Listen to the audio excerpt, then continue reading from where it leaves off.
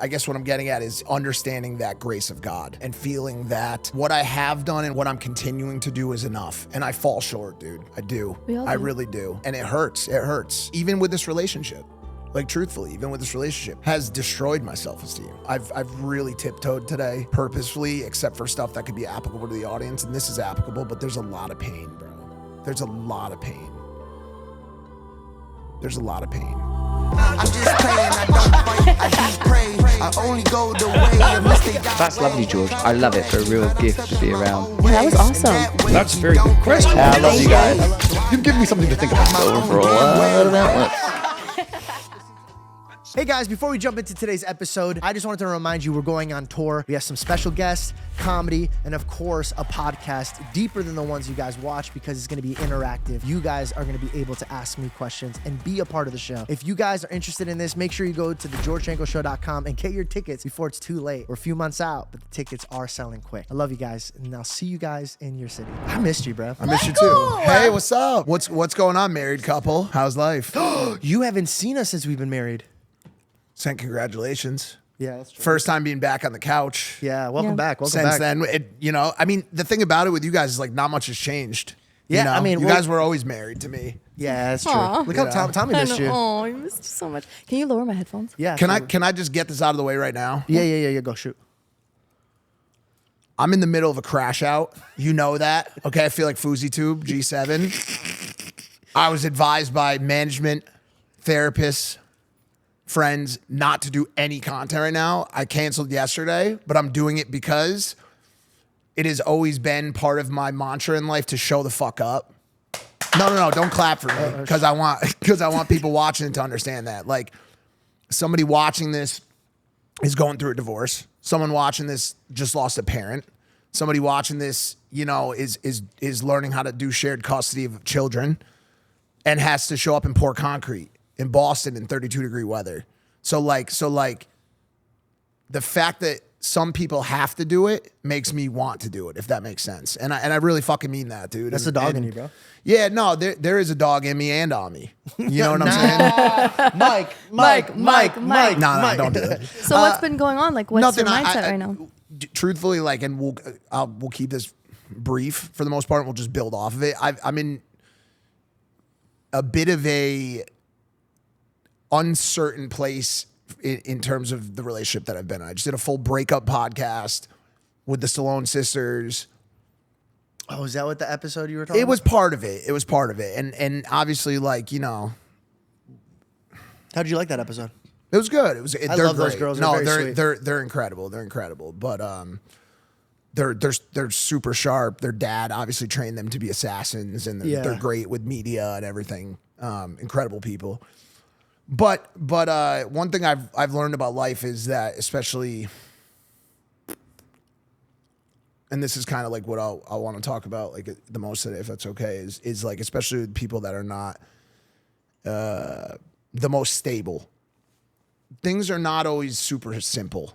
They're just not. I don't think things are simple for anybody. And especially when they involve two people and when they involve, sometimes differing sets of priorities, differing sets of goals, differing sets of how they plan on approaching those goals. And so I'm sure, once again, like some people watching this out there are either currently in a scenario that's not simple as it pertains to a romantic relationship. They've been in one in the past. I think we all have, and so it can take a bit of a toll on the mind and on the body.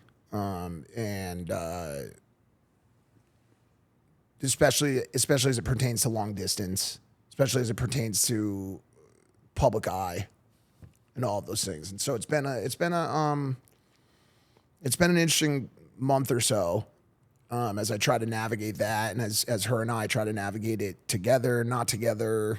And so in a way, it's weird. I want to say that I've taken a bit of a step back from work, but I really haven't. The output's been there, but just over the past week or so, I've kind of just been laying low. But you call me? Yeah, dude. I called Mike, and he calls me yesterday. He goes, "Hey man, we gotta have to take a pause on this episode." And I was like, "Okay." And I was calling to check in on him, and he was just bright. And he goes, "Worked on it. solved it. And I was like, man, this is so Mike. I remember, dude, it would be like within 8 hour span, the world is ending. And at the end, you're like, no, I figured it out. This is how we're going to move about it. And dude, that's it. It's everybody's going to get knocked down, but how you get back up is a very big part in a man's journey. Like, is he able to get back up? And I feel like you've mastered that. What's something in your life right now that you're like, I got to like pause everything and work on this? Is it the relationship, or do you feel like it's you? Like, what do you think that you need to like work on? Honestly, like, I guess me would be the answer, as you know, as much as possible, and just I would say just intentionality across the board. You know, just becoming more intentional about the motions and emotions and approaches to all of the things. It's like, dude, like my whole life, I've just been like a really day-to-day, minute-to-minute person, because I got trained into that chaotic mentality through drug use and through divorce and through crime and all the things that I've been through and all the traumas that I've been through. Like, I've never felt safe in my entire life. You know, I don't feel safe right now. You know, I've never felt that ever, like, in my entire life. You know, that's just me being truthful about it. Like, anytime there's a win or any kind of victory, for me, it's always like, yo, when's the shoe gonna drop? You know, it's like I've even in like just some of the things like here in LA, bro, like that I still haven't been able to talk about, and you know, I've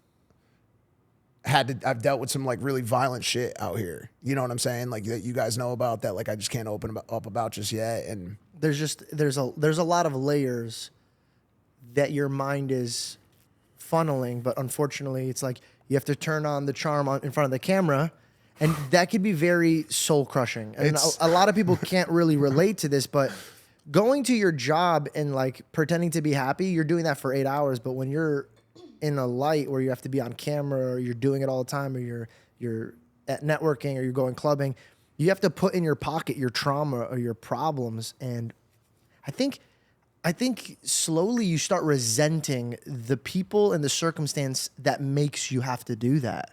Are you feeling resentment right now? Or are you in a more, I realize this, but I need to just figure it out? Like, what's the first step into even healing that? Are you talking to somebody about this? Yeah, for sure. I mean, I've got a therapist that I talk to. That's awesome. I also have, truthfully, like, just to say and get it out of the way right now, I also am potentially the most blessed person on the planet as it pertains to my network. Bro, I could, when I feel like I've filled somebody up with too much info, like, I just call someone. I have thousands of people who love me, and I'm so grateful for that. Like, family members, friends, business associates that are all willing to offer me the patience and time to get through these things. You know, I've purposely, meticulously maintained relationships with anybody I've ever come across on this planet, to always allow myself the ability to receive their viewpoint. Like when something goes wrong in my life, I know exactly who to call. I mean, as messed up as it is to say, like, I've maintained friendships with every one of my exes. I've maintained friendships with every one of my bosses. I don't really have enemies per se. Like, I just simply have people that I could reach out to. And so it's been a real blessing. It's always a blessing in these moments of hardship. But I think more than anything else on this one, I'm trying my best to, and through all of this, like the relationship, the shit with with living scenarios, with career moves, evolutions, I'm trying to really embrace the pain as much as possible. Because one thing that I've learned in life is that pain is, it's always something that you ward off and you try to push it away because you don't want to feel it. And you do your best to make sure that pain doesn't come into your life, and you crave this comfort and this like feeling of security. But the one thing that I've found is that pain is the greatest thing that can ever happen to your life. Ever.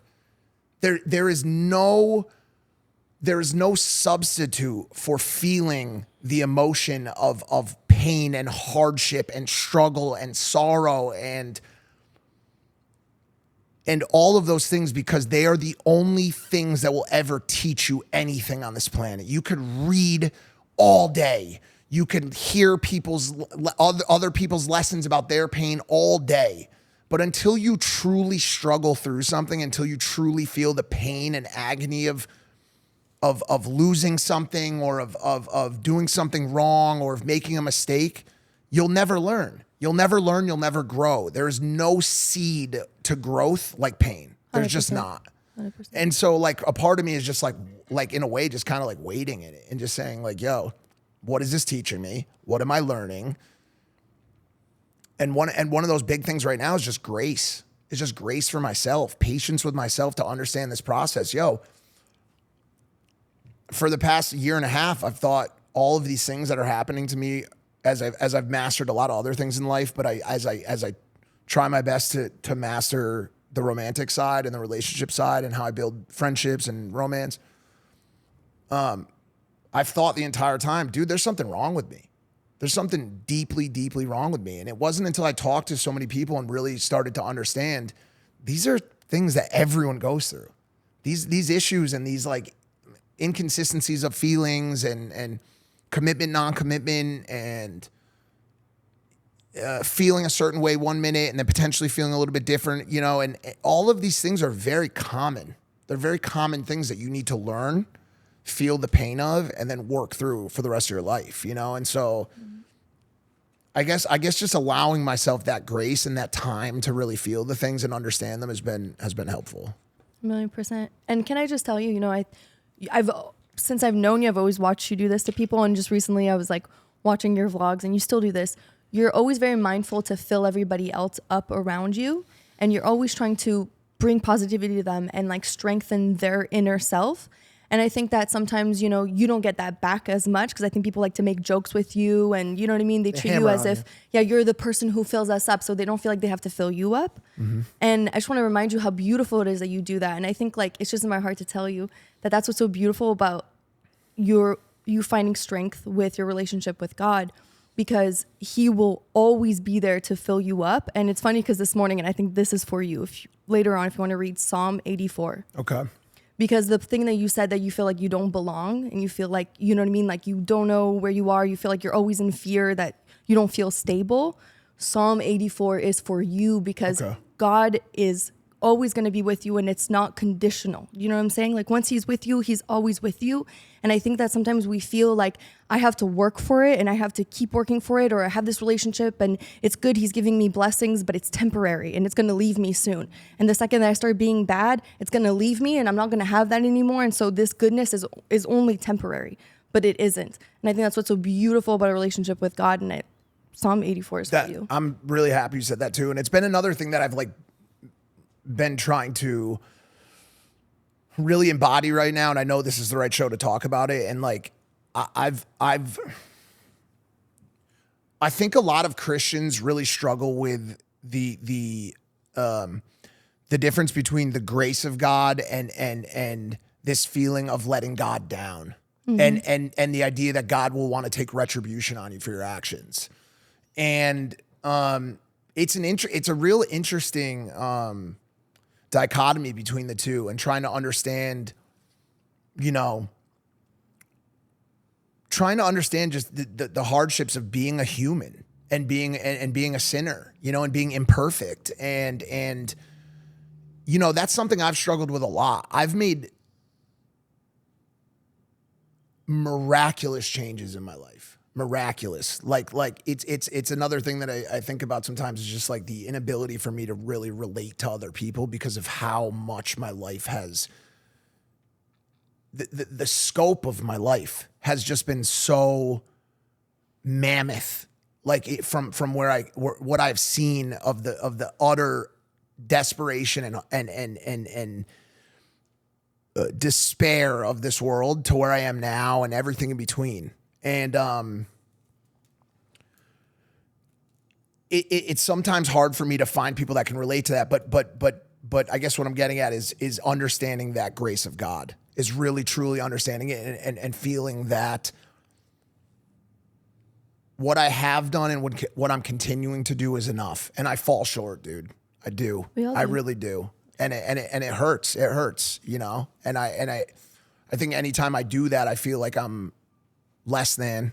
I feel even with this relationship, like truthfully, even with this relationship, has destroyed my self-esteem. You know Why? because I feel like when a lot of times in life with humans, like when you're given something that really looks great on paper and makes sense to everyone else and, you know, makes sense to society, when you're unable to, and you put a lot of work into it, when that thing doesn't work out or works out in a squirrely way or maybe or doesn't work out at all, it makes you feel like you did something wrong. A lot of times it makes you feel like you know, and sometimes people do. Sometimes people make mistakes and they screw up, but like I think anytime you really try at something and you fail, it's a hit to your psyche. It's a hit to your self-esteem afterwards, you know. And you need to, going back to the pain and going back to the learning, you need to look at it as more of a lesson than a representation of who you are as a human. So when you were dealing with the drug addiction and you broke out of it and you found a way to lead other people to get out of it, and now you have a platform where we're blessed. Dude, this is you even said it yourself, we're very blessed. Insane. What is the missing component that you're wanting to feel safe? Like that stability? Because when I go and I provide for my wife, or if we're doing an episode and I'm providing something as a host, I always go to God afterwards so I could lean on him. And when I see people like you that are in the leading position and they don't have that refreshing deity to come and clean them and help them serve again, I feel like the exhaustion tears you from the inside out. Do you ever feel like you're just tired and exhausted and you feel like whatever you're doing is just, it's not moving. You're like in a hamster wheel. Yeah, for sure. And I mean, obviously like I have faith, right? And I have the relationship, but it's just not, I need to work more at it. I think that's like, dude, at the end of the day, like a lot of times that's what it really comes down to. It's like, what are you really putting your effort and your work into? And like, just like anything else, like relationship with God is work. So like what it's are you work. putting your It's discipline? What are you putting your energy as of right now? Like say the last week you've been going through a storm. What's been on your mind? The storm. So you're just focusing on the storm. Yeah. Oh, that's because fascinating. dude, you got to understand this, man. Like when you ask me like what the thing is that can make me feel safe, like, is it money? no, it's not. What it is a mental shift. Explain that. It's a mental shift. Like there's gonna be a swath of people who watch this episode. I'm gonna try to use as many new, like not new, but like differing words as I can today. Yeah. There's gonna be a copious amount. There's going to be I like that word, copious. A plethora? a plethora. Yeah, There's that's a going to be good a one. plethora of people who watch this episode today that understand what I'm going to say next. There's a huge difference between safety in life and the perception of safety in your mind. And like I always bring it back to the Euphoria episode. I've brought this up a million times. When Zendaya's character said, you know, the first time I did drugs was the first time I ever felt safe in my own mind. And that gave me goosebumps immediately and resonated with me a lot because it reminded me of my attempted escapes, you know, from a wicked mind, from a chaotic mind. And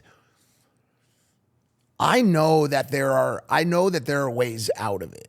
I know there are ways to calm the mind, and it's a messed up thing about life that, like, unfortunately, like we don't have the time, or we don't make the time to actually utilize those methods to calm the mind. Meditation, working out, walking, nature, grounding, God, eating clean.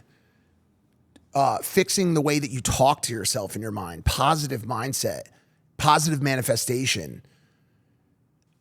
we're a workaholic, undisciplined, pessimistic society at this current moment.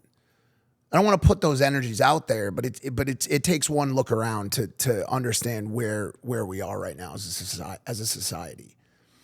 And I certainly am generally able to break out of that mold a little bit.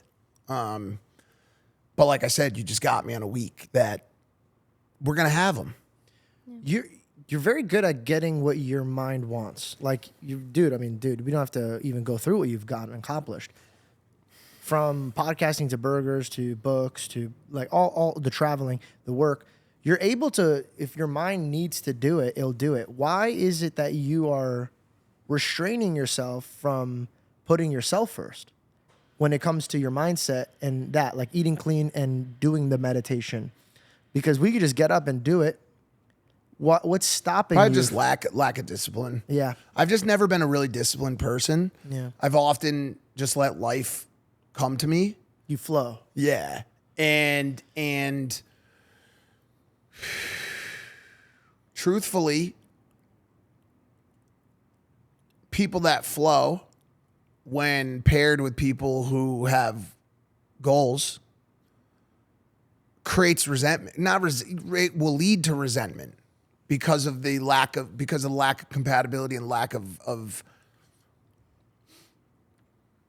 not specifically my relationship, but I'll put a couple of analogies out there, and kind of one that I always thought of was when I wrote about this the other day. I've been trying to write a little bit more because it's been a while since I've written, and podcasting is a strong suit of mine, but writing is 10,000 light years ahead. Writing is the thing that I'm best at more than anything else on this planet. And I thought of this analogy of this description of relationships being like two people that decide to carpool together. And you guys get in the car together. And at first, maybe it's all, cool. And you guys are like, oh, let's go to the movies. Let's go to this place. But eventually, both of you are taking your one hand off the wheel. And each person is going to have one hand on the wheel. And you say, yo, let's steer this car together. And you come up with a destination or 2 destinations or 5 destinations. And you also come up with a route of how you plan on getting there,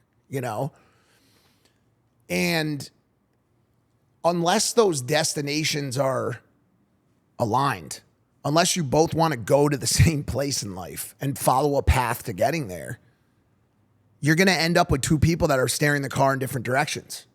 And one wants to get off this exit, the other rips the wheel the other way, the other rips the wheel the other way, and before you know it, that car flips over. Yeah, it's inevitable. They're unequally yoked. Correct. It's not if but when. And it's how bad are these injuries going to be when it happens. Mm-hmm. And so like when you have someone like me who's a flow state guy who's just out there kind of blowing in the breeze, doing great things doing it, and you match them up with people that sometimes are more linear, it's problematic. And then it becomes a question of who wants to change. Yeah, that's my next question is, do you even want to change? Like, if you had the ability to have a monogamous relationship that works and you could have kids, or are you in love with the lifestyle that you're having right now and you're like, oh, I'm young right now? Don't know. Okay. That's part of the problem. And guess what? The best thing you could ever have in life is acceptance of the unknown. That is accepting that God's plan is real. Yeah. And understanding that you're not going to have all the answers, because dude, when you try to understand everything right now, and you need to understand everything right now, man, that's a dark place. That's a real dark place to be in life. And that's the place that I'm kind of in right now. You know what I'm saying? Like just complete and utter inability to let things kind of play out as they play, and just needing to know everything right now. And that's not how life works. Life reveals itself to you through signs, through times, through changes, through hardship, growth, victories, all kinds of stuff. Is that why you let go? Is that why you're kind of in this flow state, because you're trying to let go, because you realize that you feel like everything in your life has been in your control, and it's like because you have to fix it or do it, and so now you're trying to not be so in control? I think I'm actually in the opposite. I think I think I've been in the flow state for so long that now I'm trying to set some parameters. I mean, for example, dude, like we talked about my show on mental illness and substance abuse 3 years ago, 5 years ago. What makes you not It's want happening to jump? right now. It's happening right now. And what Deals made are you- being signed. Got it, It's okay. it honestly for me too. Another thing is like I'm like as messed up as I am sometimes. I'm also like strangely aware of my strengths and weaknesses. Like That's a superpower. At 40 years old, like strongly aware of them, right? Yeah. And so like for example, I'm not a big like thought leadership guy. I'm an executor. Like, I'm not going to come to you and be like, yo, I've got this crazy idea. This is how we're going to set it up. Somebody comes to me and they say, hey, I'm Logan Paul, and we're going to start a podcast together. And I say, okay, cool. You sit me in the seat. I become the best podcaster on the fucking planet, if that's what I want to do. You know what I'm saying? But I need that person, You need the structure. the structure. Yeah, okay. So, right? So But then you could use that ability that you were just talking to benefit. Like, for example, the girl who's more linear, like you were saying, the more structured, like it's good to give and take with your partner. It's good to grow For sure. the good fruits that they have. And then maybe she's too that way, and then she needs to have that flow state mentality. When you were talking about like that whole not the unknown and like just going with the flow, it kind of reminded me of the situation. I was in the same kind of boat. I was just like I was in the position of like, I'm gonna give it to God and let God deal with it. And then I realized that God wasn't showing up.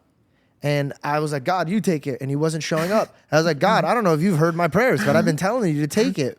And then I read a Bible verse. And through that, I think the Holy Spirit was telling me this. There was a man who's blind, and Jesus spit in the mud. He took the mud, he put it in his eyes, and he said, go to the river and wash your face, and then you'll have sight. The man didn't get up and go, hey, man, I can't see. Like, how am I supposed to get to the river? But he just got up because he had so much faith. And when he was walking, any obstacles or any situation that was going to prohibit him to get to the lake, it got moved out of the way, or he was able through God to get to the river to wash his face. And it was that place where I was like, I'm the blind guy. I cannot see tomorrow. I cannot see if my plans are going to succeed. I cannot see if this relationship is going to work out. I cannot see this. But God said, I don't need you to see. I need you to have faith that I'm going to guide. And the gospel says that a man plans, the heart plans his ways, but God directs his feet. So I think that if you're going to get back into your relationship with the Lord in a more like beautiful way or a deeper way, I would say test these fruits out. I would say present your plans to God and say, God, I don't know, and I do flow with the unknown, but I have this desire, Lord, that I want to be here helping people with mental illness. Sorry.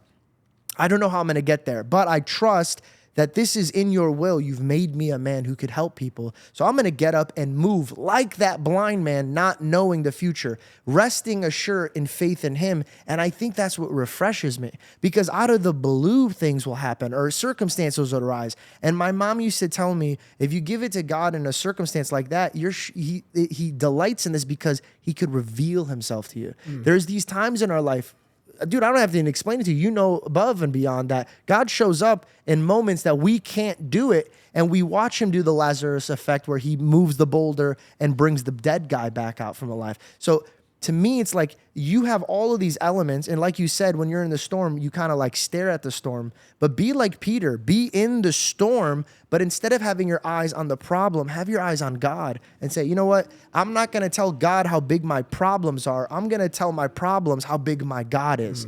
And just move in that faith. And dude, you move with great faith. You already do. That's a natural ability that God gave you. I'm saying tighten it up, give it to God, and watch him blossom that garden. love that. Love that. You know what I mean? Yeah, I love that, man. Dude, you're such a powerful speaker. And if you do believe in God, which I know you do, then we got to believe in Satan. And if Satan knows how powerful Mike Majlak's mouth is, you know what he's going to do? He's just going to make you stand still. Are you sure you want to do this, Mike? Are you sure you're not going to fail? I mean, look at all these things, Mike. Look at your mother's relationship with your father. Look at the drugs thing. Look at when Zendaya says that you have to escape your mind. And so he sits you with these hypotheticals, and you just sit there focusing on that when God says, get up. You're a blind man, but have faith in me. I'll give you sight. Do you see what I'm saying? So powerful. Yeah, for sure. For sure. And that's definitely, I think, like, just with anything in life, it's like a lot of times you feel things and you can be shown things, but you need to walk. That's really the thing, and like it, and a lot of times like you'll feel stuff and you'll get shown stuff, but you gotta be the one to kind of take part in it and be the first person to take the steps. I talked about it on the Stallone Sisters podcast that we just put out, and I'd like to get into it with you guys and see where you're at with it. But do you remember that breathwork coach Hella, and the one that Jake works with? You know, he's a Lucas. Yeah. Where you breathe in a lot and then you get like lightheaded until you hallucinate and think that you're on mushrooms and shit. Yeah. She called me. By the way, who the Hella, coach? Yeah, sure. She texted me like a couple weeks ago. Got it. And she was like, "Hey, I need to see you." And this is like kind of like right during like a lot of this stuff that was like storm was brewing up. Yeah. She's like, "I need to see you." I was like, "Okay, cool. Come to my house Monday. Whatever. I'm coming back from a trip." And she shows up, sits on the couch. We talk for a little bit, and she's like, "Hey, I have to tell you something. It's a little bit deep, and I kind of would like for you to kind of consent to me telling you." And I was like, That's always fun. yeah. And like I know, she's locked in as it pertains to her vision of spirituality, and so I know it's going to be something deep. Yeah. And I'm like, okay. And she was like, in your times as like an addict and in the accidents you had and the traumas you had when you were younger, she was like, do you think that you ever passed over to the other side? And I was like, I mean, I've gotten blood transfusions. I lost a third of my blood. Like I've been on life support. I fractured my skull. I've broken bones, had organs removed from my body. Like it's very possible. And she was like, so you have been to the other side, right? And like I'm interested to hear your guys' thoughts on this. And because even talking to her about it, I was like, how does God gonna feel about this? Like I'm a Christian, right? And like, but I was like, okay, I'll hear it. Like I'm not the one doing it. Like I'm just hearing someone, right? Yeah. And basically she said, long story short, she had lost a friend recently and she was meditating on that topic, continued to meditate on me as a topic, and was met with basically a channeling from that side, which was that I was sent back to represent the voices that no longer have bodies on this planet because of addiction and mental illness. Very, very, very freaking heavy affirmation of the work that I've already done and the work that I'm being asked to do now and that I'm being driven to do now.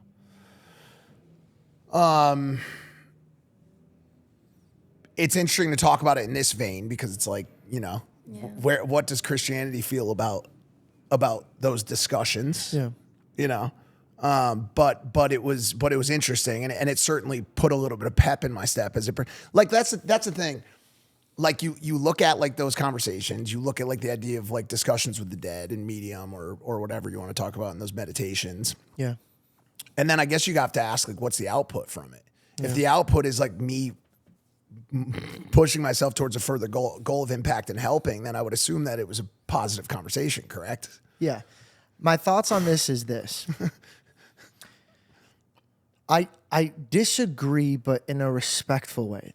I understand why somebody would want to reach out to somebody that passed away. I understand it. Would I want to do that too if I lost somebody that I love? I absolutely would. I would absolutely want to reach out to somebody or help other people that lost somebody.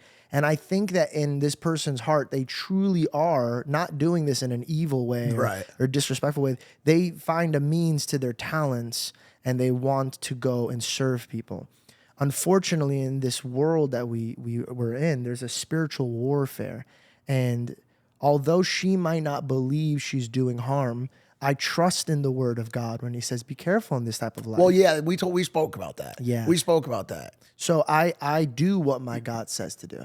And but when he says be careful, does he mean don't participate in it?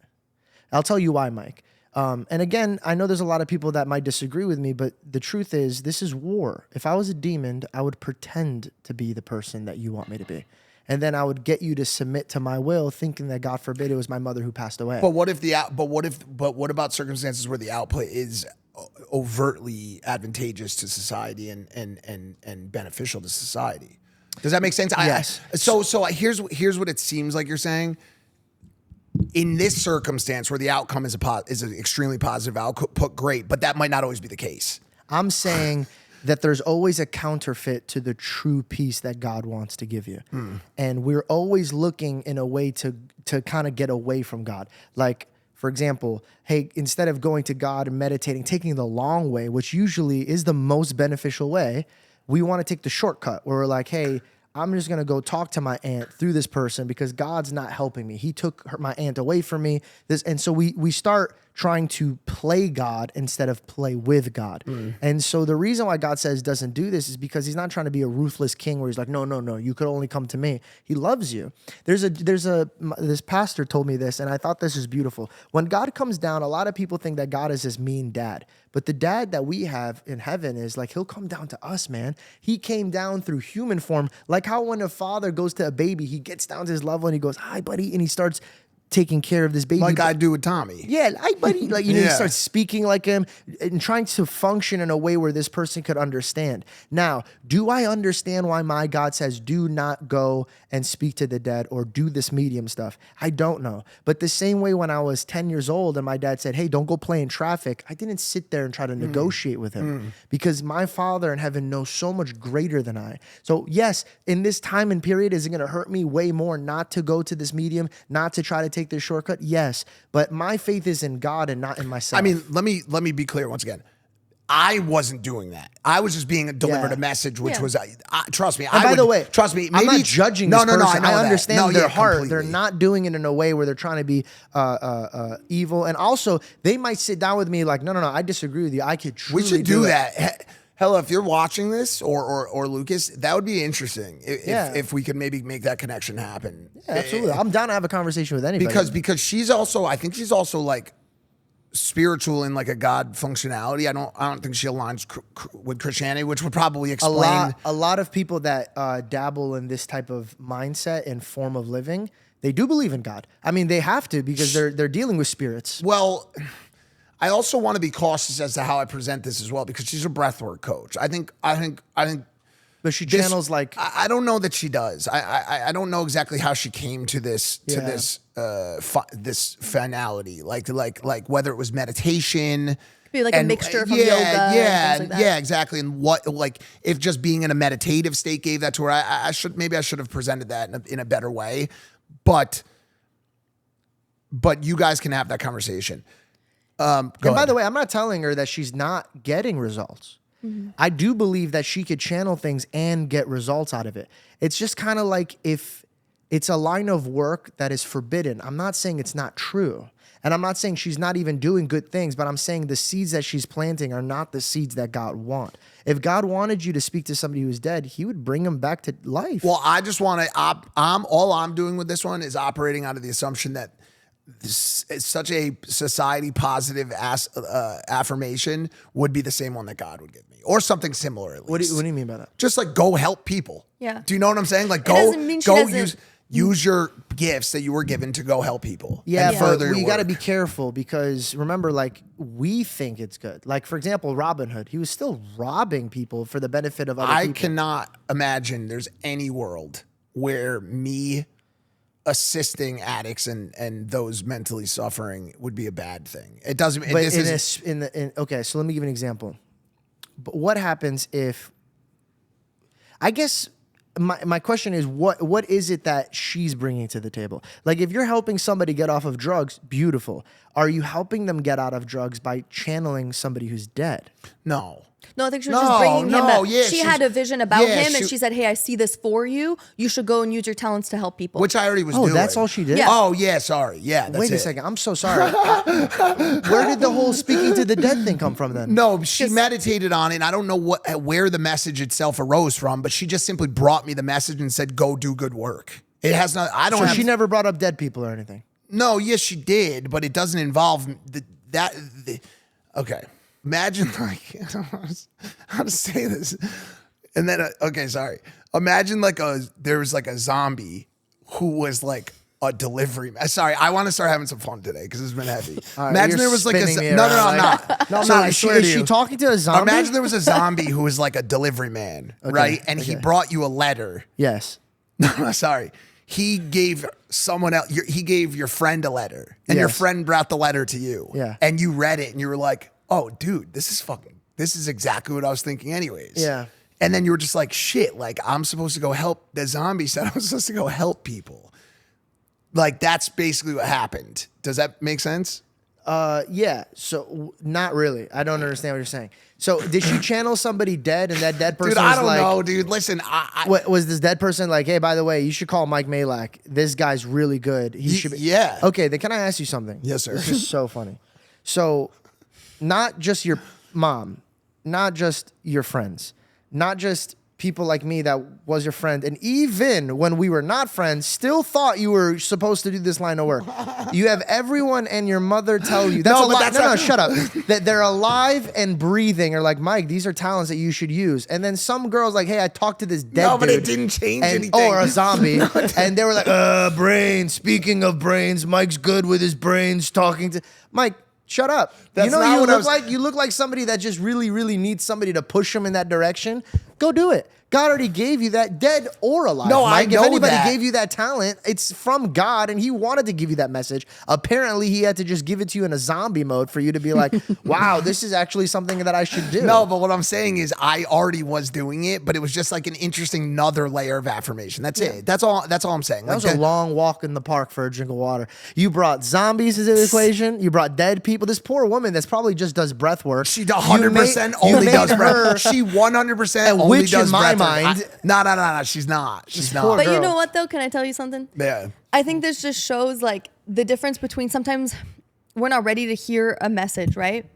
We hear it a million times over, but we're not ready for it yet. But So then it comes true. to us in a different way, and then we're like, oh, I got it, even though you heard it a million times before. 1,000%. And I think that the slippery slope with this, right, is that I don't know who she's talking to and what her practices are, but sometimes you don't want to, I think in what maybe he was trying to say, you don't want to pin back that moment of affirmation to the fact that she spoke to the spirits. And then you think in your mind that that validation came from the spirits, because we don't know what spirits that came from. The only good affirmation is when you're following like the word of God and you're praying and well, meditating what if it was to really God just about God it. that gave it to her? I'm moving on I'm from done this with topic. this topic. Wait, hold on. 100%. Can I just And wrap this up? Yeah. One, I don't know who this young lady is.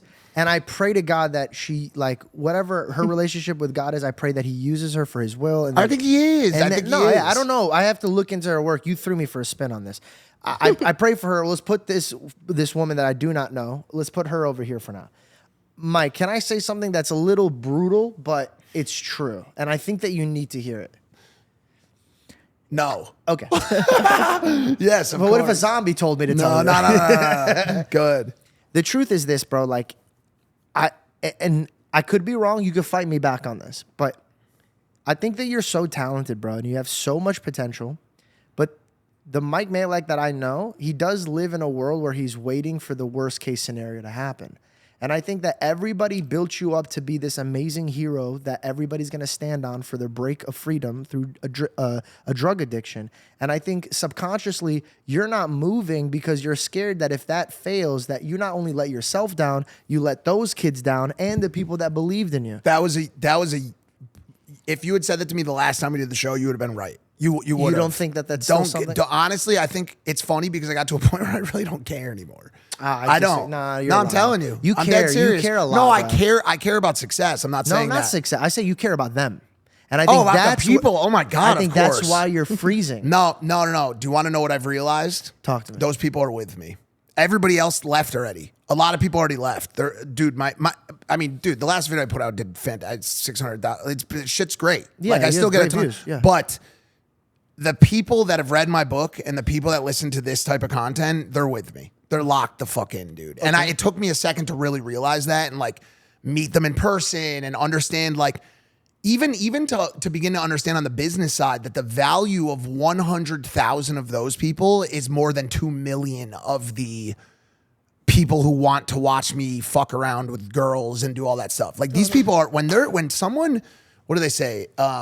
they might not remember what you said, but they'll always remember how you made them feel, right? And like that is what I have with my core audience of on the mental and substance side. And so like I'm ready to rock. There's no more fear. The fear on that side is gone, which is really good. And so I'm definitely ready to start doing that stuff. And I have the infrastructure. What is the storm that you're dealing with? That's just all romance. Oh, really? Yeah. So your business right now, you're not worried about it at all. Oh, God, I'm sorry. There was just so much good. back and no, forth. No. There's definitely like stunted evolution, like thoughts about, regrets on how long it takes, stuff like that. But it's not, no. I'm ready to rock.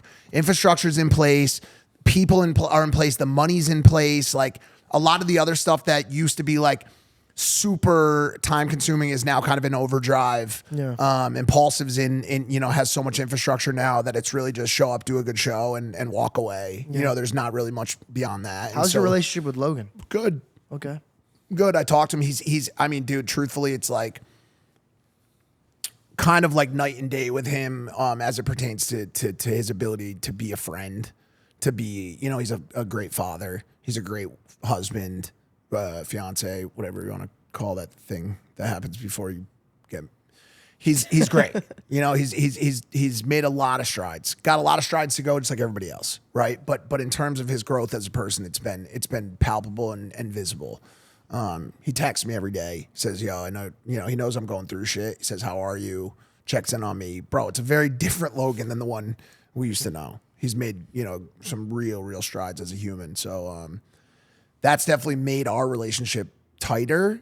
How often am I seeing him? I mean, dude, he's busier than ever before. I mean, but it's always good to have a friend in your corner. 100%. Especially because you guys are like brothers. Like when you guys work in the field, only you guys know what you guys go through. So it's good to have a companion to like keep your head up and stuff. I think him being a father is going to do wonders for him. It's going to do wonders. It already has, for sure. It's going to do wonders for him. Yeah, for sure. It's definitely like his patience, his, I mean, dude, his toughness or issue with him was always like empathy. Yeah. And it's like he's definitely it seems like he's got more of that and a little bit more understanding and patience. Is it crazy seeing him with a kid and you holding that kid? There's so many times when I just want to give a short answer. But you're like, You could. No, You don't have to give a long answer. I should, but like it's not who I am. But your Uncle Mike now, dude. yeah, say what's on your heart. That's crazy, dude. No, what's on my head is I don't want to be pessimistic towards myself, but I haven't even really done a great job of any of that.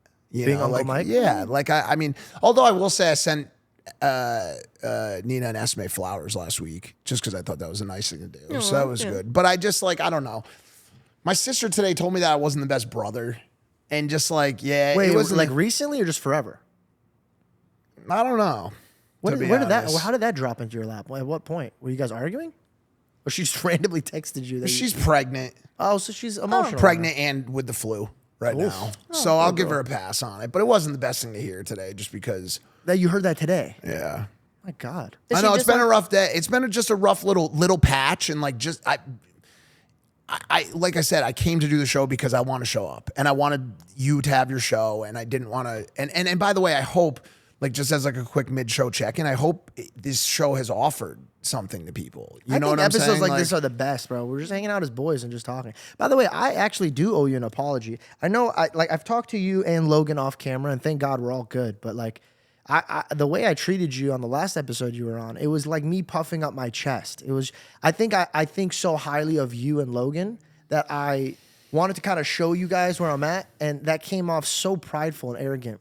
I make mistakes, and I should have never done that, but I think sometimes when you're close and you're comfortable with people, you say really stupid things that sometimes you don't even mean. So hopefully that's what happened with your sister, and that. Because every time I saw you guys together, I always saw you guys were pretty tight. Yeah, I don't think she meant much by it, but it definitely was just. It hurts. Wasn't the best thing to hear today, if that makes sense. I appreciate your apology, and dude, if I've learned anything, man, it's how true it is that hurt people, bro. Dude, I mean, bro. it's like, dude, and it's almost like I know it so well that when you stab me now, I forgive you. Immediately, like, dude, before it even comes out of your body, bro, immediately. Yeah, like, dude, like I'm going through something like that in my life right now, and it's like the speed at which I empathize with people, and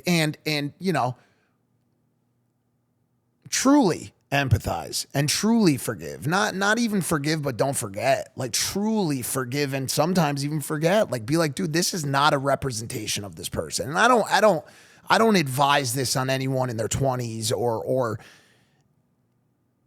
I truthfully, as much as I down talk myself and need to get out of that habit, I truly am at a very elevated state of being in a lot of places in my life.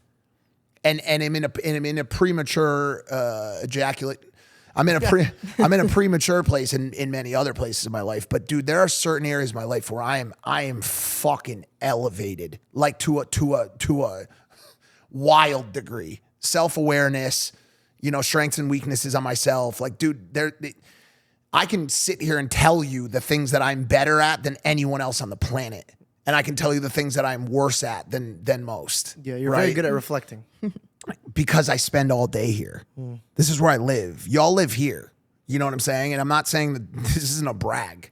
This is something that I need to continue to work on. This is my home. You break away from it. Yeah, and truthfully, like a lot of times there's no way to, it's not about cleaning it. It's like the only place where you sometimes need to step away completely from to allow it to be cleaned. Does that make sense? Like, dude, the more you try to live up there and tidy up this thing and tidy up that thing and make it all make sense and fight the intrusive thoughts, fight the anxiety, fight this, fight that, make it make sense. That shit just, all that sweeping, all of a sudden your floor's fucked. You swept it so much that it's not dust anymore. Now it's scratched. There's divots in it. There's glass shards in it. You know what I'm saying? Like, that is what meditation does. The opposite. That is how you clean that house up there. Prayer, whatever you decide to do. I would push you towards God too. I want to do that as much as possible. You need to cast your anxiety But I on think him, 100%, but I believe that God gave us meditation. Of course. I believe that God gave, that God 100%. gave us meditation and stillness and calm and peace and that approach to the cleansing of the mind through that stepping out of it and detachment and the ability to look and say, that voice in my head that I have heard since I was 13 years old, that is judging me, telling me I'm not good enough, telling me I'm something bad's gonna happen, telling me that I'm anxious, telling me that I'm going to be abandoned, telling me that I can't trust, telling me that I'm unlovable. That's not me. That's not my voice. Mm-hmm. And whether you want to believe that voice is Satan or whether you want to believe that is just the subconscious that is built upon all of the traumas that you have dealt with since your childhood, regardless, that's not you. That is not you. That is not your voice. And so the apex and this massive achievement in life is becoming aware and understanding and being able to separate yourself from that judgment of those thoughts and understanding that those thoughts are just thoughts. What are thoughts? Like when you really think about it, it's an insane question. They can run your life. They could ruin you. The rumination on topics can ruin you. But what are they? 100%. They're synapses. They're lies. They're physiological extensions of pain and trauma, and they're just not real. This is real. And that's why they live in your head and the power's on your tongue. So they're just thoughts as long as they're in their head. But the second that you speak them and you speak them to yourself, you're giving life to it. And I do it. You pivot your soul there. You see me. 100%. And I need to stop. Yeah. Come as you are. Yeah. Like, it is what it is. Come as you are. And then God will give you that strength. He'll give you that peace because Jesus is the Prince of Peace. Can I serve you for one thing that I learned recently? Sure. When I went through my impulsive thing, that was one of the biggest storms I ever went through. Yeah, I know. And when I walked away, I was like, very wrong with me, by the way. I just want to clarify that now. I was just kind of sitting there waiting for God to smite and stand up. What do you mean for it was me. wrong with you? Well, I was waiting for like God to avenge me, right? But what do you mean when I you felt walked like I away was very wronged. wrong? I felt like I was wronged. I was hurt You by my were. friends. But hear me out. I think you were. No, but hear me out. No, Wait. but I want to say that. I think you. I really. No, I appreciate that. I believe that through let's just find this closure or at least some clarity on it as we've moved past it and there's no feelings now really. Yeah. Right? Like I truly believe that by way of miscommunication, by way of unintentionality, by way of the priority that was viewership and ratings and sponsors and conversation that made the principles of the program feel better, that you were unintentionally wronged. I don't think that anybody wanted to harm anybody. I don't think that was ever the case. But I believe you when you say that. I don't think you were wrong at all by stepping away. No, I don't think stepping away, just wanting the like. Let me explain it this way. So when that storm when I walked away from it and God, prospered me and I was walking in obedience in Him, I asked Him. I said, the next time I go into a storm, I want to be like the Israelites that were promised 2 weeks in the desert, not 40 years. Like, Lord, I need you to take me out of my storms so I could get back to building your kingdom and your will so I could focus. And I recently just got hit with a big storm. But the thing that I did this time around versus when I was on Impulsive was I was quiet and I waited for the Lord. So when all the mess was happening, I just sat there. And while it was all happening, I was like, I want to act out of my own feelings and my own thoughts and my own perception of the world. But that was going against God's will. God says, no, be loving and be patient. But I wanted to retaliate. I wanted to speak back. I wanted to just attack and attack and attack. This time around, though, when I waited, I realized that everything I built up here wasn't reality. And so when I waited for it all to coast by, my enemies spoke more. My problems became not as big. I started noticing, I'm like, wait a second, I just have to be calm and patient. And then I looked back at Impulsive and then I said, wow, out of all the things that I was angry at with my surroundings, it was because I was the one that was presenting the problem. I could have been the one that was calm and patient. I could have been the one that pulled somebody aside and step up and say, hey, I need to speak about this. I cowered away. I realized that in the storm, it is not my enemies or my problems that I'm waiting for me to get out of it. It's God waiting and seeing when I marinate to work the way He wants me to work. So when I sat there and I said, well, I pointed my finger at Logan. Okay, well, you praised Logan over here, but now because you're displeased here, you want to put your finger. That's wrong. It is wrong, regardless of you saying that I was wrong, regardless of the audience saying that, regardless, God knows the truth. God said, whoa. You can't say He blessed you here, but then over here He's cursing you. You need to go and have a conversation. I ran away from it. I acted on my emotions that I built up here. He did the same. You did the same. And so when I'm learning, the thing that I wanted to give you now is, bro, it's just waiting on the Lord and being patient and watching your demons get quieter here because you're now believing. There's two words you could believe, Mike. You could either believe yourself and what your demons are saying, or you could believe God. And that's why I start my morning with the gospel every day. I fill myself up with what He wants to promise me. And all the promises that my demons are trying to feed me, I don't believe them. Because there's two men on this earth, the one who believes on the Lord and the one who believes on himself. And the demons are not going to come in and say, hey, we're demons in your mind. They're going to say, no, we're you. We're your trauma. We're who you are. We go wherever you go. And God says, that's cool, man. But do you believe me? And if I was on Impulsive now with that mindset, I would have, instead of looking at my friends like they're my enemies, I said, hey, God, heal us. Help us communicate better. Finding the solution instead of looking for the problem. When I walked in the room, all I was like, well, I bet Logan's going to say this again, or Mike's going to do this. And I'm searching. I'm walking in on this brand new day, searching for the problem. When God says, why don't you search for the good in this? Yeah, maybe Logan doesn't know how to communicate with you, but dude, has he not have given you time, given you tools, given you talent? Maybe that's what you should bring to the table. I didn't want to listen to God because I wanted vengeance. I wanted the things out here to be solved. Bro, but those demons made a joke out of me, bro. And praise God that He took me in a place where I could build myself up and reestablish my thoughts and reestablish my mind. But you and I, we do not serve sins or dilemmas that are uncommon to man, bro. We do the same that every man, if they walked in our shoes, might do. But again, Mike, by the way, I'm not saying that I'm nailed this, but the new chapter in my life is taking a breath, looking at my problems and saying, all right, God, help me trust you, not myself. Because, bro, your circumstance of how that went is different than my point of view. And Logan's circumstance on that situation is his point of view. But what if in this whole circumstance, I said, hey, God, what's your point of view? And guess what God revealed to me? That I'm an arrogant human being.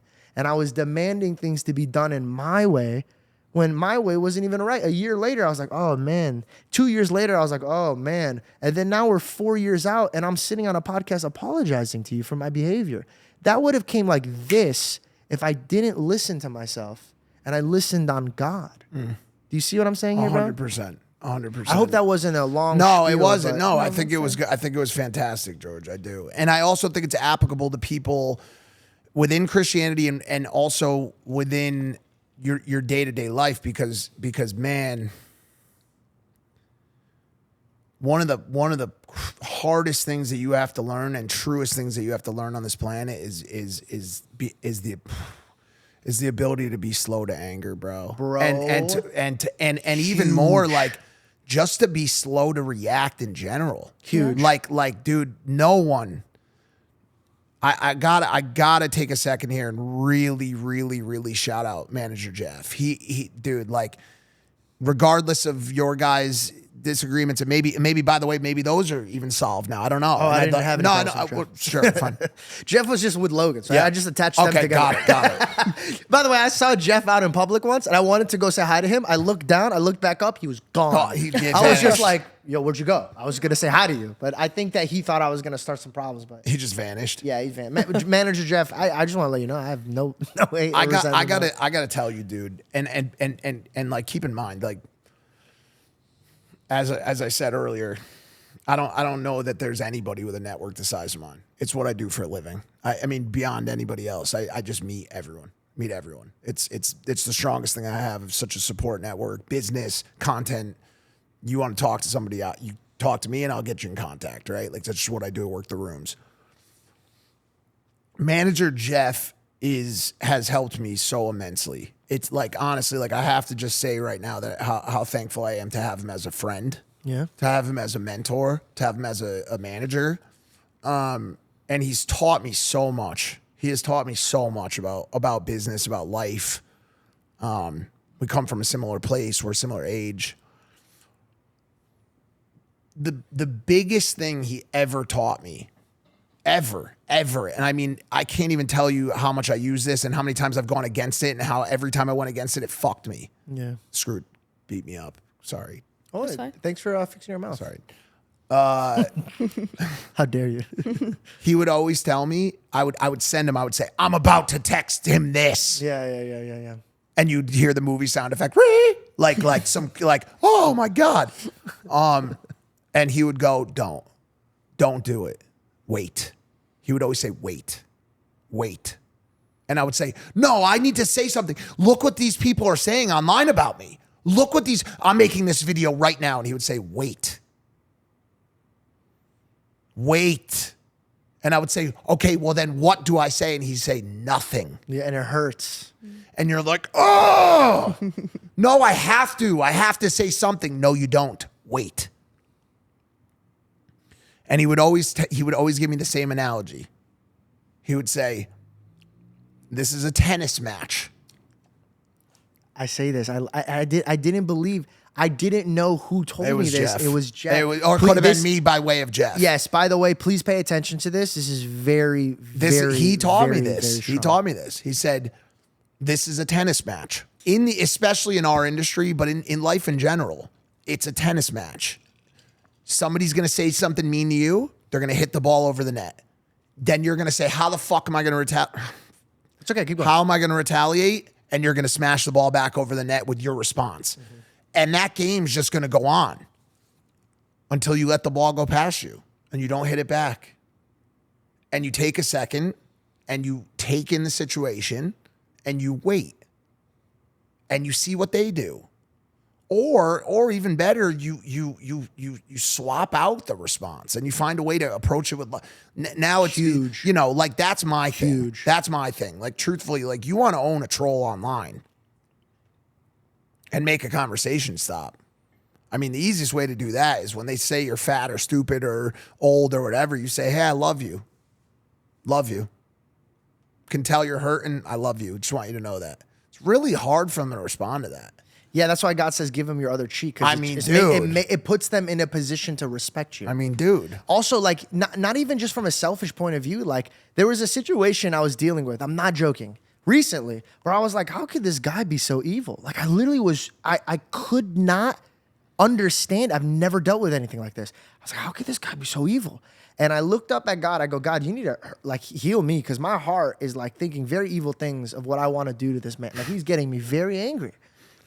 He brought up my mom. He brought up my wife. I was like, yo, dog, you're crossing every line, dotting every T. Like, this is crazy. By the way, that doesn't make sense. Yep, that's but fine. I caught it. I caught it. It's called awareness. Nice. And I literally was in prayer, and I said, God, like, please. And immediately as I said, please, not mind you, this could be a fake thing, but I pictured him crying in pain. And then I remembered hurt people. And God goes, okay, say I could answer your prayer, and I hurt him right now. But you know now, I've given you the wisdom to show you that he's already hurt. Do you then still want to hurt him? And the answer is like, oh no. He goes, okay, then if you listen to me and you acted out of love, the first thing out of a man when he wants to move out of love is, why is this guy doing this? And let me understand his position. As soon as I understood the position and I wanted to act more out of love, now I'm working with him. How could he work against me? So when you put the racket down, or you only give love, or you give him the other cheek and you say, I'm not playing this game with you. I'm not going to go to war with you. I do care about you. Let's figure this out. Even if they despise you, they're going to have to look in the mirror at this point and be like, whoa, bro, like he's treating me with love. I have to deal with this. And bro, I think that was the blessing of the 2 weeks and not the 40 years, because the lesson that I learned is, bro, it's very, very prideful to only think about how you're feeling out of the circumstance. It's very prideful to only be like, well, this is how I feel. I mean, bro, if I go look back at how I behaved back in the day, it's how did I feel? Why did they treat me like this? Blah, blah, blah. And then God goes, dude, you never brought up these people's point of view. George, do you know how elevated that is? Like, and It I has know, set and me I, free, and I know that. It's set and me I free. know that, and I know that, and a lot of times I wish I'd learned that earlier. Yeah. But Learn like, at the perfect time. dude. Yeah, you're right. You're right. You grow when you grow, and you feel the pain, and you grow when you grow. But like, dude, like, talk about other people watching this that are in the middle of a romantic relationship that's having hardship, or a friendship that's having hardship, or a mother-daughter relationship that's having hardship. The thing that happens that really pushes you out of ever being able to fix something or into a place where you need to is when you become blind to the other person's feelings. It's your pride. You know what I'm saying? Like for real. And that's happened to me a lot. And I have tricked myself into, I mean, George, I talked to you about this yesterday. I've tricked myself into beliefs that like I am so superior in my treatment of others. And no, what they're doing to me is them. As a man in a relationship, when your girlfriend is nagging or flipping out or fighting you, what are you not doing for her? And I know this, you call me a simp or a beta, like, you know what I'm saying? Like, whatever. Yeah. Okay, then go be in unsuccessful relationships, because I promise you, I have learned this the hard way. Yeah, by the way, anybody who says you're a simp or beta, they're just hurting. Yes, correct. But also, you're in a successful relationship, so you understand that what I'm saying is extremely true. I have my arm. I was too far away. I guess we're not as successful. What are you not providing? Okay, maybe you're providing a roof. Maybe you're providing, who knows? Like, maybe you're in an early relationship. Maybe you're providing travel. You're providing gifts, right? Yeah. Which love language are you not currently providing for? Yeah. When you woke up this morning, did you look at your girlfriend, or have you recently, and said, I appreciate you. Your presence in my life matters to me. And I am so thankful that you're here. And I believe so much that your presence in my life is a good thing for me. Do you know how many fucking... I'm sorry. Dude, I'm really sorry. Fine. You don't worry. Can you bleep them maybe, or just mute them? Okay, so I'm sorry. No worries. Do you know how many fights that would stop? Do you know how much? Maybe, and then if it doesn't, then you walk away, right? But like, do you know how many poor interactions that halts by telling someone, I appreciate you, you mean so much to me, and then when you're not doing that, now you need to go on a third reflection and ask yourself, why am I not doing that? Like this stuff only comes out of deep reflection, and a lot of times, unfortunately, comes too late. And I hate to say that, but you learn and you apply it the next time, right? Mm-hmm. But you have to learn, you have to reflect, because then I have to look inward and say, why am I not saying that stuff? You want to know why I'm not saying that stuff? I would love to know. Because that stuff was never said to me. That stuff was never said to me as a child. Okay, why am I not saying I love you so much? Because that was not said to me as a child. That was not said to me. It was shown to me, which is why in my relationships, I show it. But if your partner's love language is words of affirmation and you were never given them, you do not know how to give them. Yeah. And that's it's a very hard thing to learn about yourself. I did not grow up in a hot household, in a warm household. I grew up in a verbally cold household. I love my parents. I am so grateful that those two people are my parents. They made me who I am. But I also understand the shortcomings in my household as a child. We did not say those things to each other.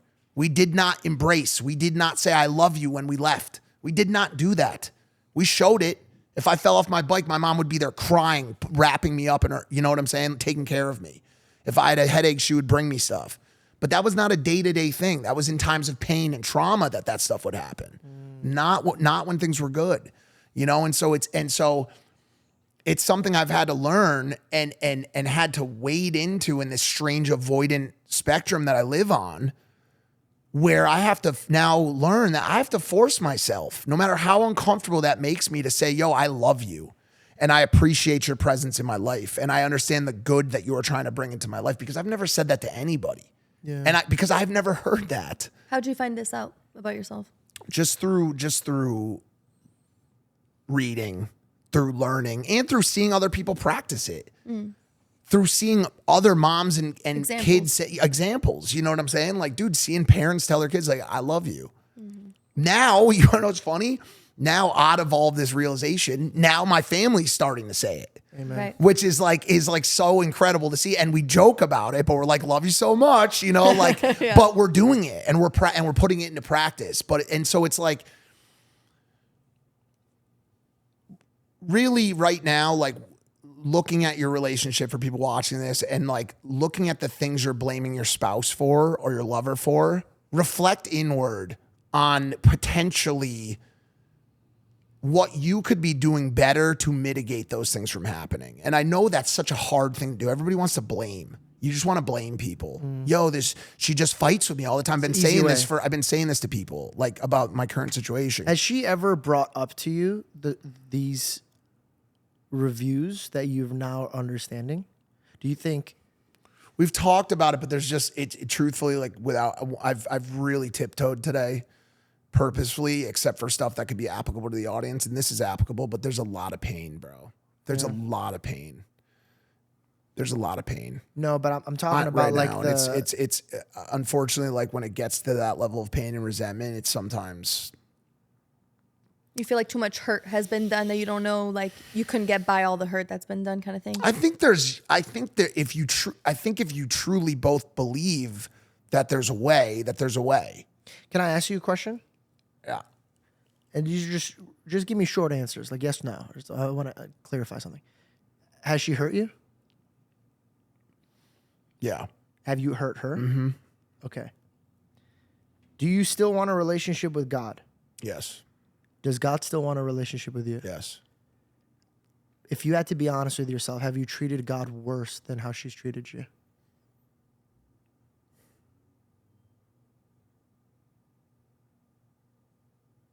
Yeah. For sure. Oh, for sure. I think before you call quits or even think about making a decision, I think a really powerful thing to do is to reflect how you've treated your creator and how much he loves you and still wants to be with you. I couldn't understand when Jesus was getting nailed to the cross, his last prayer were for the ones nailing him to the cross. And he says, God, forgive them. And this is so powerful, this next words that he says, for they do not know. The things that she's done to hurt you, she does not know why or what was the reason of why she acts this way. The same way that you do that to her. I agree, and I think there's. It's funny actually. This is a great analogy. Great analogy as it pertains to relationships, because similarly with God is the idea of venial and mortal sins. We have no mortals. We have nothing that like we can't technically get past. Like it's all just it's just bullshit.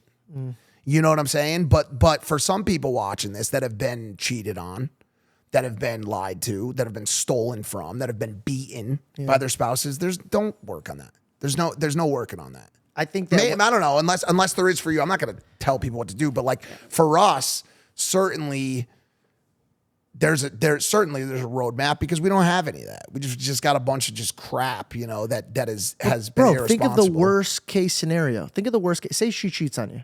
Bro, say she tries to kill you. I've dealt with all this in the past, but not with her. But hilarious. Yeah. But if you think about this, like, dude, we didn't try to kill God. We legitimately killed him. And he still, his last words were like, forgive them for they don't know. And he still died for us. That is the most romantic. No, I hear you, but it's not, I couldn't sit idly by as that as a recommendation. I think people need to, I think when people have abusive relationships. No. I'm not, I hear you, but I'm not saying if they get off on beating your ass. I'm not saying that. I'm just saying that, bro, like, let's face it, bro, we're a broken society and broken people do broken things. I'm not giving her a pass, Mike, on whatever she's done to her. No, you can't. No, you can, to be honest. I'm not, and truthfully, like you could, like, dude, it's just a lot of crap. Like you almost could give someone a pass. You need to do what we're working on, you and I, with our personal and business. We, in this relationship, I think you just need to, I know it sounds very hard to do this, but we need to put all of the feelings and pride of what she's done to me in a box and say, how can I serve you? And then once this is reciprocated, she's going to then play ball the way you're playing ball. In Hollywood, bro, Hollywood couples are, you serve me when it's beneficial and I'll serve you when it's beneficial, because that's how this world is working. But when we were in LA, it's like, no, how can I serve you? And she's like, how can I serve you? And because she served me so well, I just wanted to serve her even more. But if I sat around being like, well, no, she did this to me, so I'm gonna get back at her for this, I don't know what she's done. And me and you could jump into it in a deeper conversation off cameras, because we got to respect the privacy of it. But I think, bro, like, if you truly come to it in a sense of like, hey, let me take out how I feel right now, just for a split second. Let me hear you out. Why did you do that? Why did you do this? Okay. We've done that too, and it's been super helpful. And I feel completely fine with all the things that the fights and all the crap that we've been through, because I think truthfully, like I said earlier, you're gonna cause trouble and you're gonna cause fights when you don't feel loved and you don't feel that contentment, right? And a couple things really quick. Banks told me this yesterday, who's just reached a really elevated state. Big time reader, sober, clean, no smoking. Banks in a great spot. Lost both of his parents in the past year. Still in a fucking freaking fantastic spot. I'm just terrible today. I'm so terrible with this swearing. It's okay. He said your ceiling for love that you can give someone else is just simply a reflection of the love you can give yourself. That's your ceiling. You cannot give out more love than you feel for yourself. And so that's an interesting, thing in practice for me. On this topic of trying, I also think that there's a lot of lying going on in these relationships that have been on and off. In that, I don't you see these people, and I'm one of them. I tried.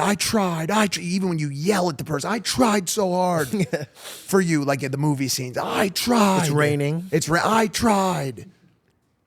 Did you? Right. Did you actually try? Now, what do I mean by that? You got back together with me? What did you try to do? When your partner that you're either broken up with right now, you're on rocky terms with, whatever, tells you the things that you've done to hurt them, tells you the toxic places that you've brought them into, tells you the neglect that they've felt, what did you actually do to address those things? What did you actually do to address? Because listen, like, my thoughts on it are, and this is the only way it should be, and this is the first time, and this is the biggest learning coming out of this relationship, is either shit or get off the pot. Truthfully, if you're broken up or you're about to break up or you're gonna get back together, whatever, try. Like, actually try. Like, yo, okay, you've given me these lists of non-negotiables and problems that we have in this relationship. I am going to do X, Y, and Z. Going to do X, Y, and Z to address those things. So either you're willing to do that or leave. That is it. There's no in between. When you get back together with someone and no change is made, what was the point? Yeah. What was the point of doing that? And so, one foot in, one foot out. Are exactly. you ready to do that right now? That's the decision that needs to be made. So I think that's the decision that needs to be made. And if you don't mind me asking, this is just diving a little Let's deeper. not even do it. Let's not do it, please. You can tell me, you can cut around it. Nah, just don't even ask it. I'm like, this is like my limit on it, to be honest. I wasn't asking about her. Oh, good. No. It's about you. Do you think that's something you even want to do right now? I mean, bro. Wait, was that the question? That's the decision that needs to be made. No, not about with her. No. I that's what I'm trying to say. I think there's some reflection that needs to go on right now within me. The short answer is yes, but I do want to say this as well. What's the long answer? Yeah. Just kidding. You know you don't have to ask for that, George. It's coming.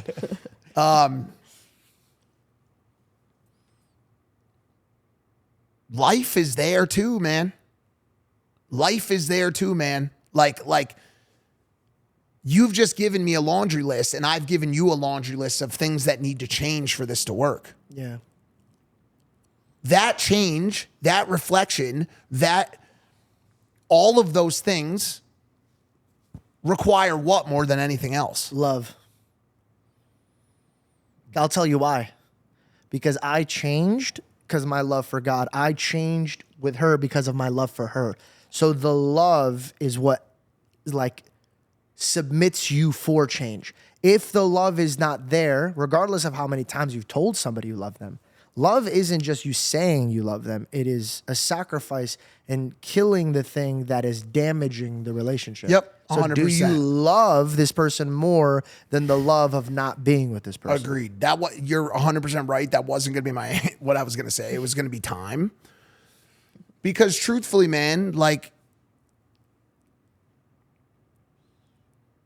there's a lot to do. There's a lot to do. And maybe what you just said corresponds to this because, you know, if you love somebody, you're willing to forego some of that stuff. Sacrifice, dude. And, Love is and sacrifice some of that stuff. You know what I'm saying? And that's a pill that needs to be swallowed, maybe, right? But it's like, you know, I think people gotta work. Yeah. People gotta live. People gotta be focused on crafts and so on and so forth. Yeah, you're right. You're right. Can I ask you something? What if we mixed both time and love? What if you sat with and by the way, I'm not saying you guys, but I'm saying if anybody else is listening that's dealing with the same thing. What if you sat with love and time? Just say, hey, I love you. I just need a little time to reflect if there's something we should be both jumping back into or if we're just jumping into it because of lust. Because lust is the counterfeit of love. And I think it we looks gotta and be feels the beyond same. that at this point. I mean, lust would. What are you talking about? I mean, lust would be hard to even get us to this point. You know what I'm saying? Like you're past the lusting part in your relationship with her. Yeah, I mean, clearly You've been together. Yeah. But then maybe just time and love and space to know, like, as you both meditate on this, if it's meant to be, it doesn't matter how much time will pass, then you guys will come back. Yeah, or I like think the that's time it, will yeah. make you point yourself back towards one another. She's been wanting you to go to church. Have you guys ever prayed together? Not together, but we've gone to church. Brother. Dog, I can't tell you. Okay, I promise you, Mike. So many people come up to me asking me my secret with my relationship with Belle. I am an idiot, bro. I've failed so many things in my life that I don't even deserve a second chance with. The reason why I'm blessed with a relationship like Belle is because I'm dumb and she's clueless. But when we bring a real God here, he gives us the tools that we need to serve each other.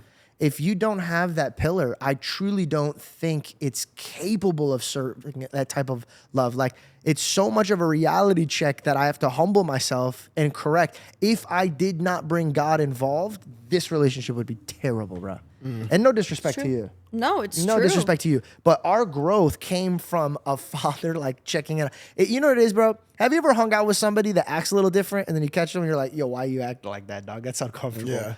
We've welcomed God so much in our relationship that if one of us starts acting a little different, we feel that pressure of God being like, what's going on here? Why are you acting like that? Right. And it truly transforms the direction of the relationship.